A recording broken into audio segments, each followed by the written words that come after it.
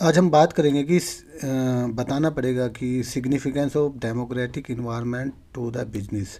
जो demographic information होती है इन्वायरमेंट, वो बिजनेस को किस तरीके से हेल्प करता है। तो इसके अंदर हम क्या करेंगे, डेमोग्राफिक जो इन्वायरमेंट होता है वो इम्पोर्टेंट रोल प्ले करता है किसी भी सक्सेस करने के लिए, बिजनेस के लिए।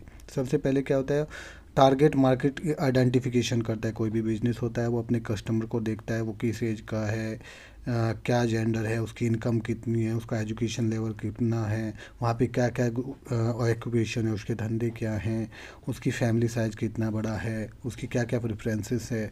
तो उसी हिसाब से फिर वो क्या है, टारगेट करता है मार्केट को कोई भी बिजनेसमैन। तो इसको बोलते हैं number one, target market identifications. Demographic environment के ऊपर वो क्या करता है, कोई भी बिजनेस टारगेट मार्केट आइडेंटिफिकेशन करता है। फिर मार्केट का करता है वो सिगमेंटेशन। सिगमेंटेशन बेसिकली क्या होता है, डिवाइडेशन होता है। वो मार्केट को डिवाइड करता है अलग अलग डाटा के हिसाब से, उनकी कैरेक्टरिस्टिक के हिसाब से, और फिर उसी हिसाब से वो मार्केटिंग कैंपेन करता है। तीसरा होता है प्रोडक्ट डेवलपमेंट एंड मोटिवेशंस। जब आपको डाटा मिल गया, आपने डेमोग्राफिक डाटा हो गया, मार्केट का आपको पता चल गया, मार्केट को आपने डिवाइड कर लिया, फिर उसी के हिसाब से वो प्रोडक्ट डिज़ाइन करता है। कितनी ज़्यादा कौन सा प्रोडक्ट इस पॉपुलेशन के अंदर चल सकता है, ठीक है। उसी हिसाब से फिर क्या है, कोई भी कंपनी होती है वो अपने प्रोडक्ट और सर्विस डिजाइन करती है। फिर वर्क फोर्स प्लानिंग करती है। वर्क्स प्लानिंग के अंदर क्या क्या आता है, सपोज एक एरिया के अंदर आपने अपने आउटलेट्स निकाले, डाटा आपको मिल गया, आपने प्रोडक्ट आपने लॉन्च कर दिया पर्टिकुलर रीजन और इंडस्ट्रीज के अंदर, तो फिर वहाँ पे आपको आदमी भी चाहिए, रिक्रूटमेंट एजेंसीज स्ट्रेटजीज आपको अपनानी पड़ेंगी।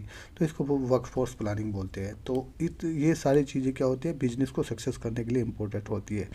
लोकेशन का डिसीजन लेते हैं। जब आपको डेमोग्राफिक इन्वायरमेंट के अंदर आपको अपने कुछ आउटलेट्स खोलने हैं, आपको पता चल गया, आपने प्रोडक्ट बना लिए, तो लोकेशन आपको डिसीजन लेना पड़ता है कि कहाँ पे आपका अच्छा चलेगा, एंट्री कहाँ पे करनी चाहिए, एक्सपेंशन कहाँ पे करनी चाहिए, नई लोकेशन कहाँ पे खोलनी चाहिए अपने स्टोर और ऑफिस के अंदर। फिर इसी के बेस पे आपको क्या करते हैं, लॉन्ग टर्म डिसीजन भी लेते हैं। लॉन्ग टर्म बिजनेस प्लानिंग करते हैं आप, कि फ्यूचर में क्या ट्रेंड चलेगा, कहाँ पे अच्छा रहेगा बिजनेस। जैसे कि आप कौन कौन से प्रोडक्ट अच्छे कहाँ पे चलेंगे, और किस एज के लोग इसको ज़्यादा खरीदेंगे, ठीक है। तो ये सारी हेल्प करती है डेमोग्राफिक इन्वायरमेंट बिजनेस को ऑपरेट करने के लिए, ठीक है। जैसे क्लोथिंग हो गया, बट नए जो लोग हैं वो सोशल मीडिया मार्केटिंग के थ्रू अब हम अफोर्डेबल प्राइस के अंदर में ले सकते हैं। ग्रोसरी स्टोर जितने भी हो गए, आपको पता चल गया कि वहाँ पे बच्चों की चीज़ें ज़्यादा रखने से लोग ज़्यादा आएंगे। हेल्थ केयर अगर आपको डिसीजन लेना है सपोज, तो हेल्थ केयर के लिए आप क्या करोगे, कहाँ पे जो है बढ़ी हुई एज, बूढ़े लोग जहाँ पे ज़्यादा होंगे वहाँ पे ज़्यादा हेल्थ केयर चलेगा।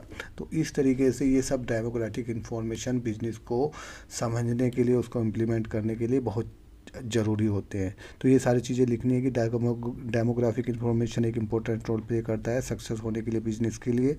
उसी के बेस पे हम क्या करते हैं, टारगेट मार्केटिंग आइडेंटिफिकेशन करते हैं। टारगेट का पता चल गया किस तरीके की मार्केट सिगमेंटेशन, फिर मार्केट को हम डिवाइड करते हैं किस किस चीज़ के लिए, फिर अपना प्रोडक्ट उसी हिसाब से डिजाइन करते हैं।